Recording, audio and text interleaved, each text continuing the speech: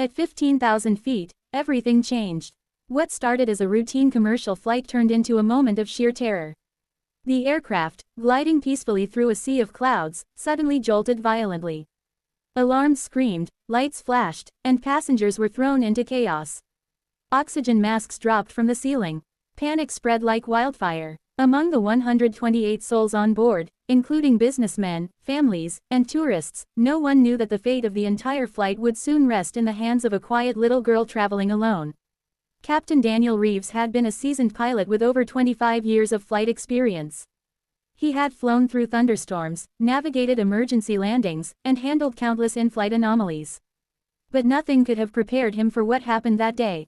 A catastrophic systems failure crippled both engines and destroyed hydraulic control, sending the aircraft into a spiraling descent. Co-pilot Jenna Morales, younger and fresh from military service, took over the controls as Reeves tried to stabilize communication with ground control. But even that went dark. Nothing worked. The backup systems failed one by one, and at 15,000 feet, the plane was no longer flying, it was falling. Inside the cabin, panic turned to despair. Some passengers screamed, others clutched their loved ones. Flight attendants did their best to calm the chaos, but the situation was beyond anything they were trained for. In row 18, seat B, sat an 11-year-old girl named Ellie. She had boarded the plane in Houston, headed to New York to live with her aunt after losing both her parents in a car accident just 2 months earlier. Quiet, observant, and wise beyond her years, Ellie had faced more pain than most adults. But she had also learned to survive. As the plane bucked and dropped, Ellie closed her eyes. She remembered the nights she sat beside her father, a flight engineer, who taught her everything about planes, not just how they fly, but how they're built, how they're controlled, and what to do when things go wrong. She'd soaked in every word, fascinated by the systems, the fail-safes, the cockpit controls. It had been their bond, their shared passion. Now, in the middle of a crisis, her father's voice echoed in her mind. When you panic, the system fails you. But when you think, you can find a way through anything. Captain Reeves, shaken and pale, turned to Morales. We're losing altitude fast. Nothing's responding. We've lost avionics, both engines are dead, and I can't get flaps down manually. We're a floating rock. Jenna swallowed hard, gripping the yoke.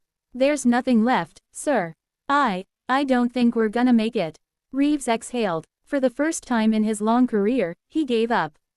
Tell them to brace. We'll try a water landing, but without control, we're just praying. And in the back of the plane, Ellie stood up.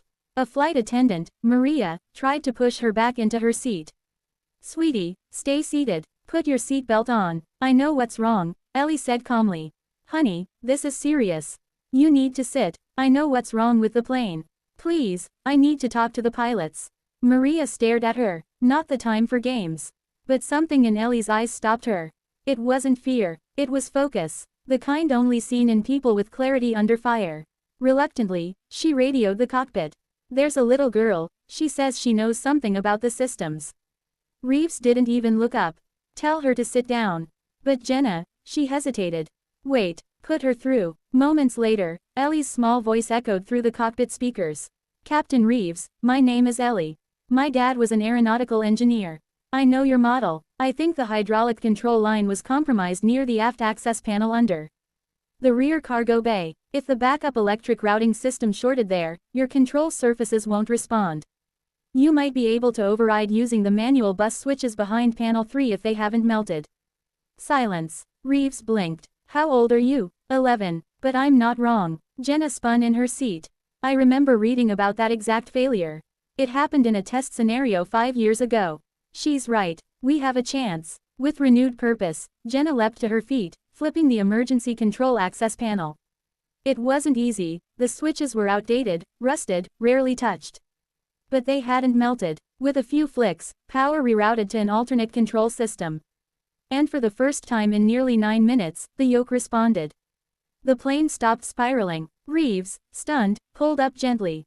We've got elevator control. No engines, but we can glide. They still had less than 10 minutes before impact, but now, they had a shot. They made a shallow turn east toward a clearing, a frozen lake visible through a break in the clouds. It was their only option. Inside the cabin, the pilot's voice finally echoed. Ladies and gentlemen, we've regained limited control. Prepare for emergency landing. Remain calm. Ellie returned to her seat quietly. Maria held her hand, trembling. You just saved all of us.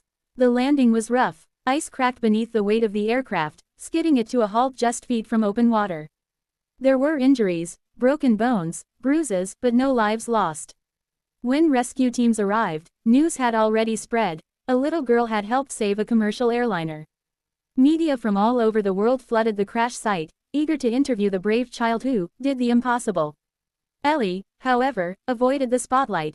When a reporter asked how she stayed calm, she said only, "I listened to my dad. I trusted what he taught me." Captain Reeves, deeply moved, later said, "I've flown thousands of hours. I've handled emergencies I thought were life or death. But that day, it was an 11-year-old who reminded me what it meant to truly fly." The airline later established a scholarship in Ellie's name, for young girls in STEM, in honor of her brilliance and bravery. Her story inspired thousands of children to dream bigger, learn more, and never doubt the power of knowledge, no matter your age. But for Ellie, the real victory wasn't the headlines or the honors. It was a quiet moment a few months later when she visited her father's grave. She knelt, placed her hand on the stone, and whispered, "We landed, Dad. Just like you taught me." And for anyone who doubts the power of a child, remember this. When all hope was lost, when the systems failed, when even the pilots surrendered, an 11-year-old girl rose from seat 18B and did the impossible. #emotional